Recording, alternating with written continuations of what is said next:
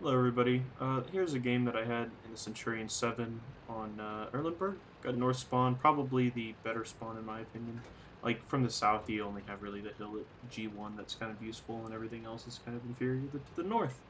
Plus you got some good scouting locations from the north spawn, where you don't on the south, but doesn't look like our Bulldog's going to take use of that. Oh, we do have a 1390 though. Somewhere. There he is. Anyway, so like I said, this is probably the better spawn. We're going to get a few easy shots into whoever's crossing the HJ lines. Fortunately, you don't really have render to the K line, but that's okay. You can also shoot across to these people, which is one thing that's kind of nice with the render changes. Penning them is a little bit different, especially because it's a T-54 lightweight, and those things actually have armor. But in front of me now is like the KV-4 and the Conqueror. So we're going to get some nice shots on this guy. Get a blind shot on him, but due to the fact that the waffle kills him, more than likely I hit that, even though the waffle could one-shot him. Still looking for shots at the T-54 lightweight, and we're not really investing too heavily on the 8-9. And unfortunately, that's happens quite a lot on Erlenberg. They changed this map so that the cap circles would kind of promote more dynamic gameplay on this map. So, you know, you'd push the side that your cap is on and hopefully win it and then fall back to base rather than it just camping on one side of the map right over your base. And unfortunately, it's kind of devolving into the same thing. Our TDs are all bunched up on this hill. I'm still kind of chai sniping back here. And the enemy team looks like they're winning that side pretty handily now. Only got the T-62A over there now. And I'm high rolling this guy like a boss. I hit him twice for 882, where normally I should only do 780.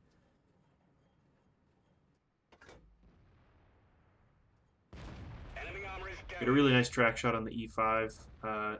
That's kind of one platoon we'll see a lot of later. They're very strong players, so we need to make sure we take them out effectively. And trying to look for a shot here on the E5 Cupola, but I know it's never going to pen. And I take that blind shot there just in case he turned his hull to go behind a building. I'm going to start moving up now, try and support our E100, E5 STB. And I see that there is more damage to be had on the 704 and the guy camping behind him, Conqueror. It should be said that I was going for third mark of excellence this game, so that's why I was chai sniping in the first bit, and now I'm going for damage. I do note, though, however, that we need to defend the base, because they have officially won that side now with the T-62A dying, and we're still kind of faffing around over here. Our E100 actually plays a really good game, and I'm going to try and assist him in that. Get a nice shot on the Skoda here as he's running away. Unfortunately, low roll, but even a high roll would probably have been enough to kill him.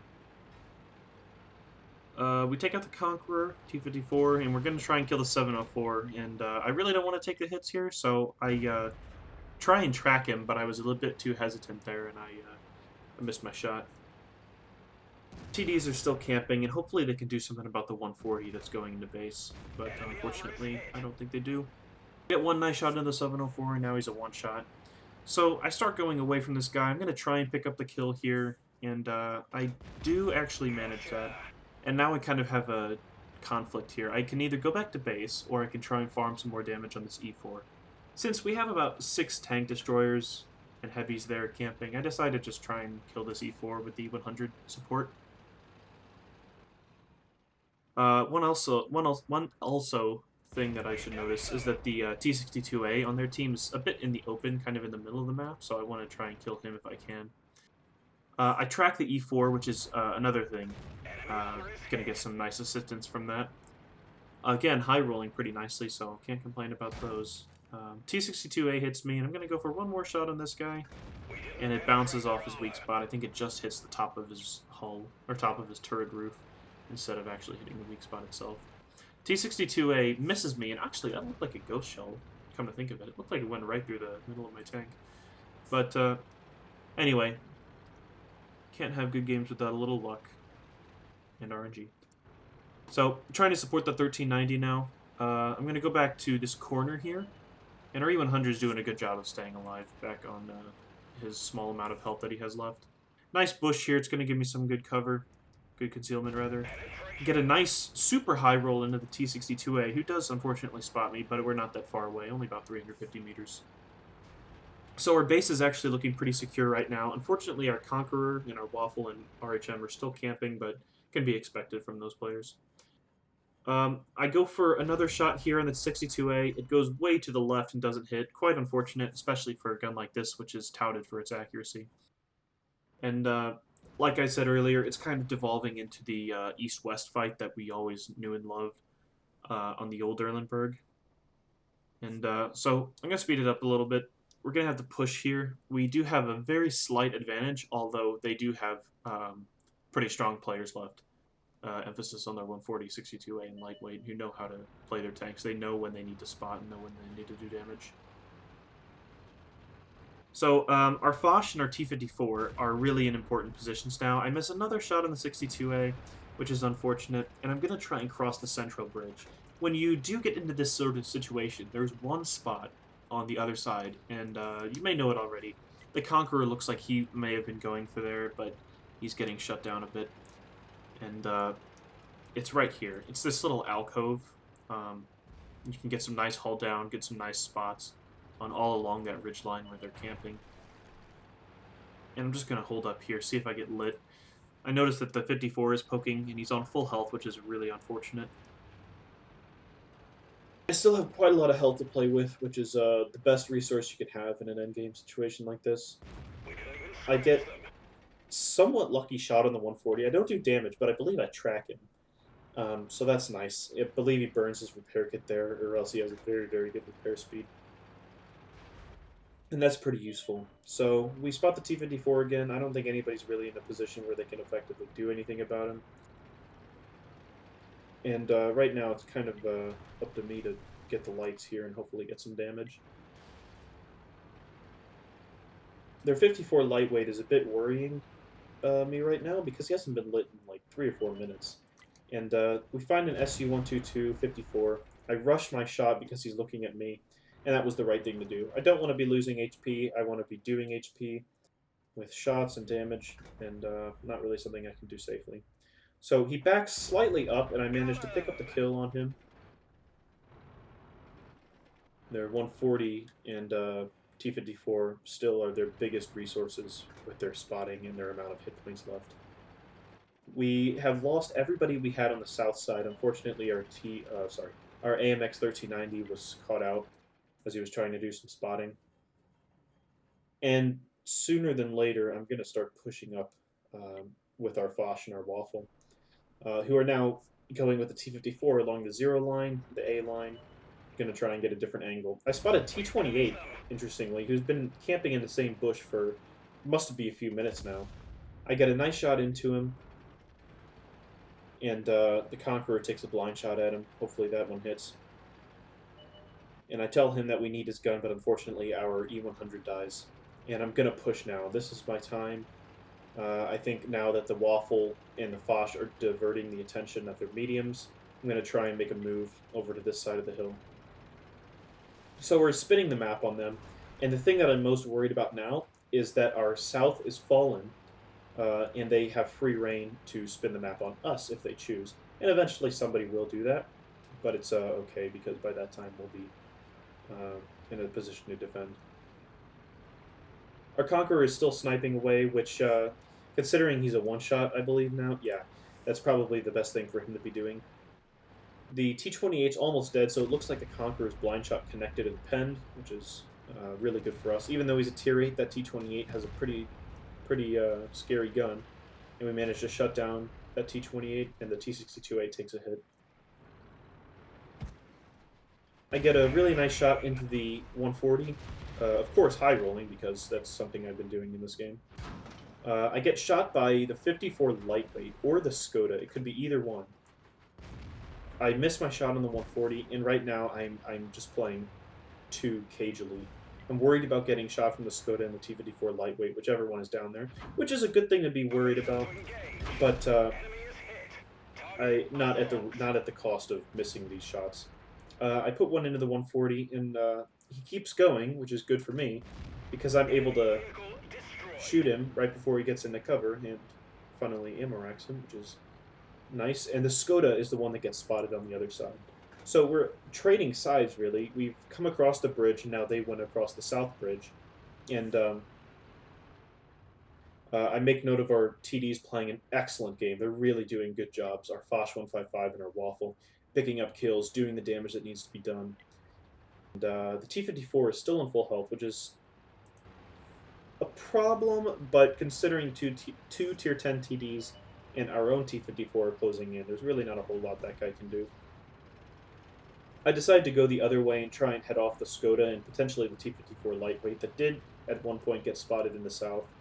I'm fairly sure that this guy's going to be somewhere on the side of the map. So I'm crossing my own bridge, trying to read the map and do whatever play I need to do to win the game. Because at one time, we were down by, I think, a few tanks. We were leading through most of this game, but there were a few points where we started to fall behind on tanks. So I get a spot on the T-54 lightweight who doesn't react when I get lit early enough, and I shut him down with a nice cheap kill. The Skoda I know is still over here, and I hesitate for a moment, which was definitely the wrong thing to do. I don't pay the price for it. I don't get shot, because the Skoda is much further south than I expected. The TDs are closing in on the T-54. Our Foch is pulling a really good flank on him, which is obviously the right thing he needs to be doing. And somehow I get lit through all of this crap, but you know the way the spotting system in this game works. So their T-54 manages to pick up ours, but we shut him down. Again, I tell our TDs that they're doing great stuff over there, and I'm going to try and pick up the Skoda and secure the win. A really good example this game of just how the map control in this game is so important, especially on a map like this where there's a geographical boundary in the middle.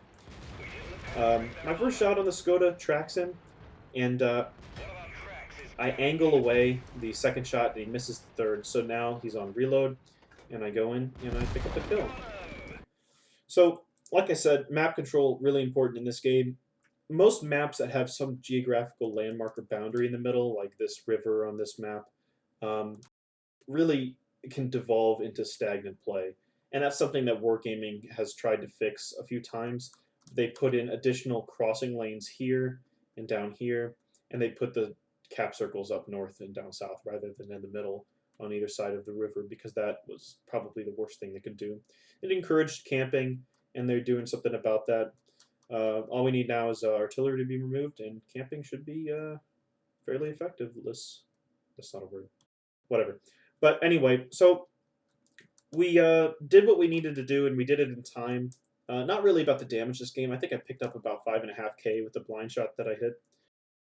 But anyway, great game. I'm going to try and get another game going here and see if that is the third mark game. Here's the second game for the Centurion 7-1. Playing on mines, not a great map for high tiers, but it's interesting. It's quick to get started anyway. And being top tier, it's always fun to try and get to the hill. Even if you do take a hit, it's usually worth it. And you do end up getting to trade some hits back to the people that pressure it. We got a T-54, albeit a stock T-54, and myself going up here. We got a lot of heavy presence behind us, so if they do send some people to the hill, it should be worth it.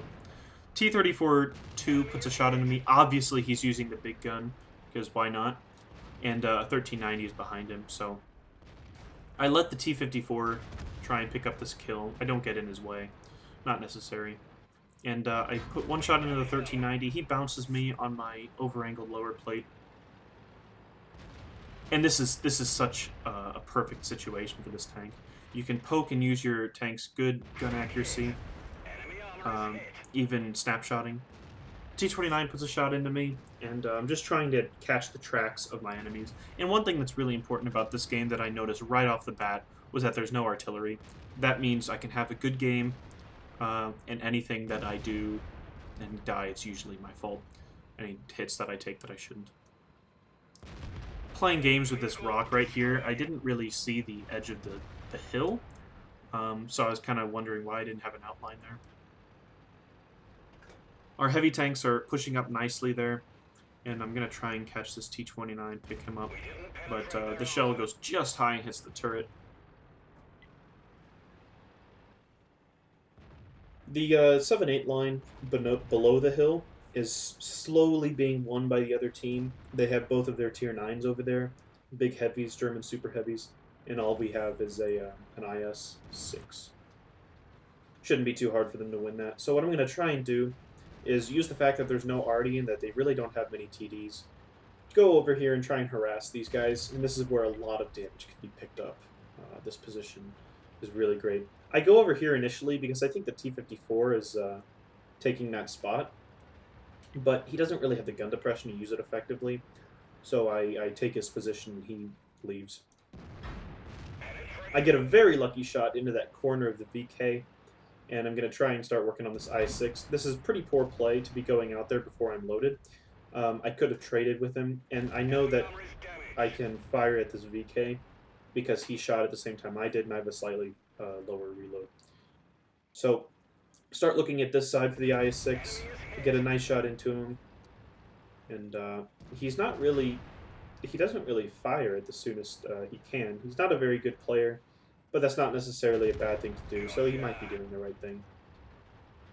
Pick up the kill on the VK. Now I'm going to start working on the C-75. I think about waiting for the IS-6, but I was going for 3 marks after all, so I need to be doing the damage. Putting me up to 3,200, that E-75, that's pretty good. And he's hugging this hill. He's doing a really good job of evading fire.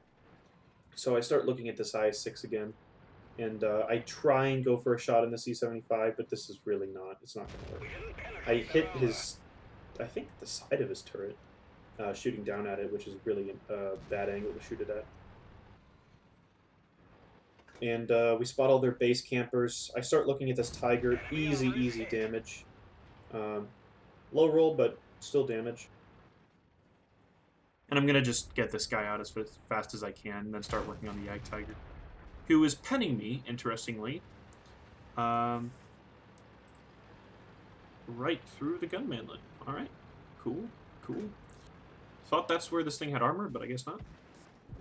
The Yag Tiger gets spotted, and I aim at the middle of this lower plate, and it hits his gun manlet. So, plus minus 25% RNG right there.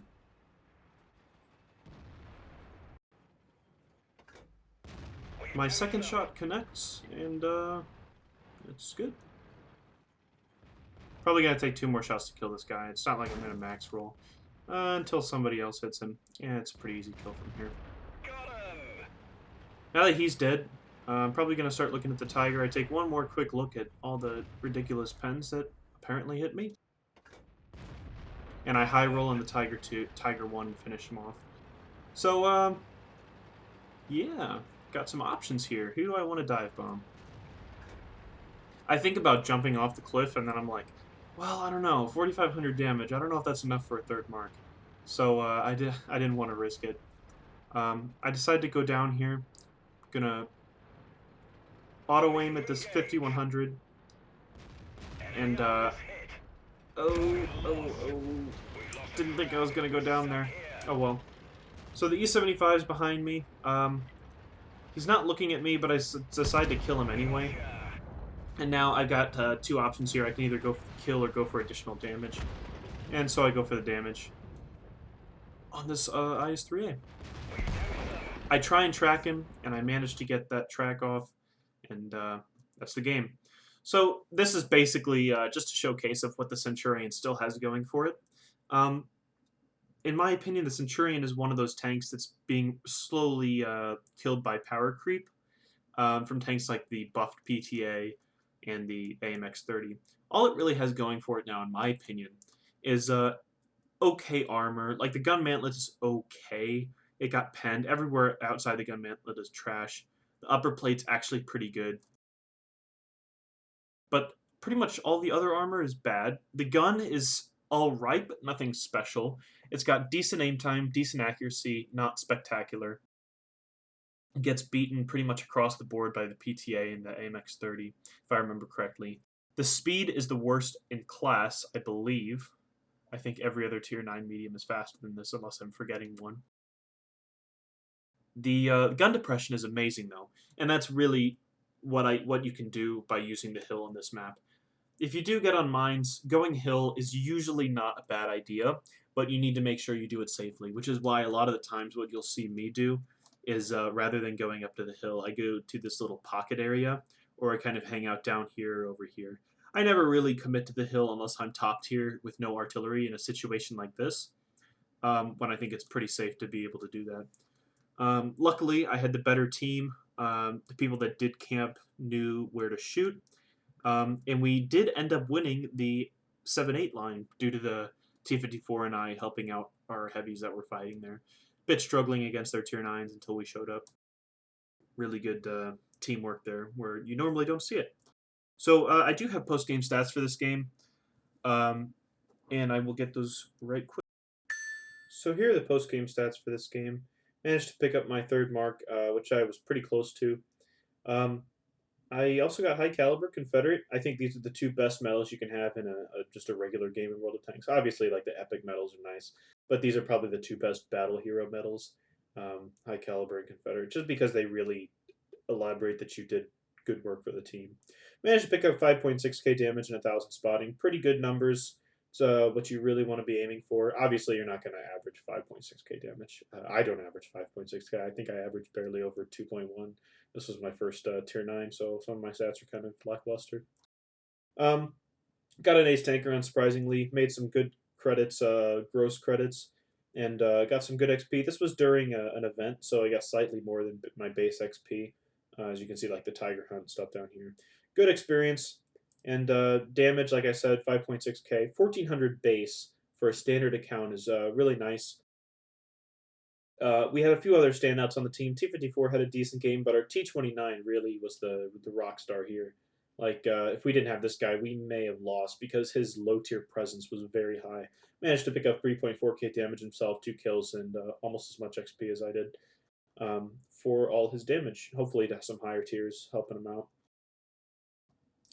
We can see the battle economy. Like I said, running a standard account made 12k credits. Would have made 37k if I was running premium, so I should probably re-up that. Blocked 1.5 potential, well, not potential, blocked 1.5 damage, 1.5k damage. And I think that was mostly from that IS-6 and VKB that I was above through most of that battle, through a lot of that battle. Like I said, the mission I did gave me a small boost in XP. So that's the game. Thank you very much for watching, and I will see you on the next one.